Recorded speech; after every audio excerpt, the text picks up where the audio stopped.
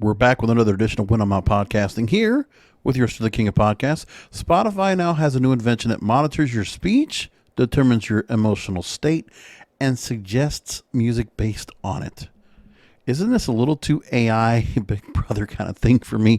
I mean, it sounds very fascinating. So I want to go and learn more about this story that I just learned about from Music Business Worldwide. So in October 2020, there was a filing that was made by Spotify that explained behavioral variables such as a user's mood, their favorite genre of music, or their demographic could all prospectively correspond to different personality traits of a user. And Spotify suggested it could promote personalized content, presumably audio advertising content, and also music and podcasting content. So, everybody wants to have their recommended kind of things. Well, this is the recommendation on some finance. So according to details published in the new U.S. Spotify patent, the company wants to use technology to get deeper into users' heads by using speech recognition to determine their emotional state, gender, age, or accent, attributes that can then be used to recommend content.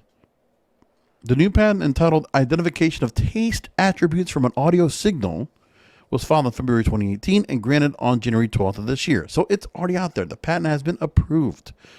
So Spotify's new patent covers, quote, a method for processing a provided audio signal that includes speech content and background noise, and then identifying playable content based on the processed audio signal content. And they're explaining it is common for a media streaming application to include features that provide personalized media recommendations to a user. So here's what they're saying more.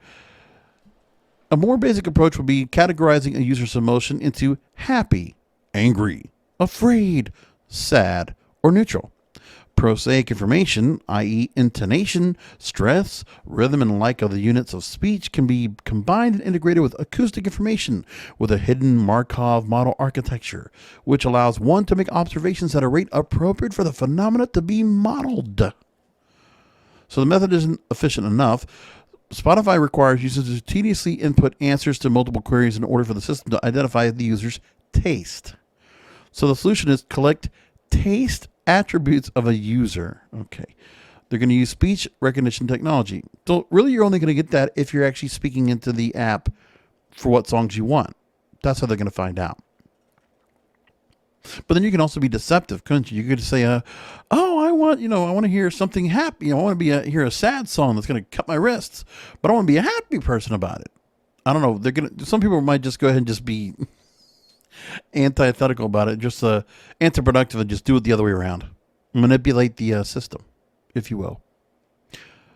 In addition to determining attributes such as age, gender, and accent, there's content metadata that can indicate the emotional state of a speaker providing the voice.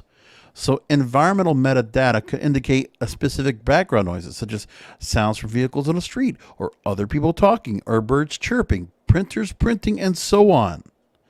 So this patent's going to allow people to go ahead and be able to hear your background noises. Is that a little too intrusive for us? Is that too much?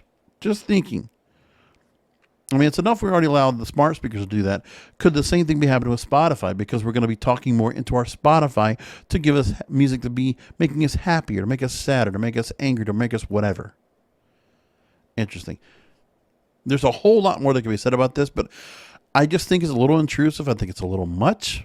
It's just in my personal opinion. But again, Spotify, for what it's worth, they're the ones that want to do this. Now, do I like? Anyway, short segment this time around. We're going to come back with another When I'm Out Podcasting coming up soon. Remember, go to my YouTube page. I'm almost up to 100 subscribers. I know, it's not a big deal, but what can I say? I'm trying to get it up there so I can start putting some more content up there and maybe make a little money off it, a little bit of scratch. So please make sure to go and let people know about the YouTube channel, youtube.com/JBRASCO951. I'll spell it out one more time. youtube.com/J B as in boy, R as in Ralph, A as in Apple, S as in Sam, T as in Charlie, O as in Omega, 951. And by the way, you can always email me if you have anything you want me to talk about on the program that I should be talking about, or you want to just have me answer something or make a comment about something that you want me to go ahead and talk about here on the program.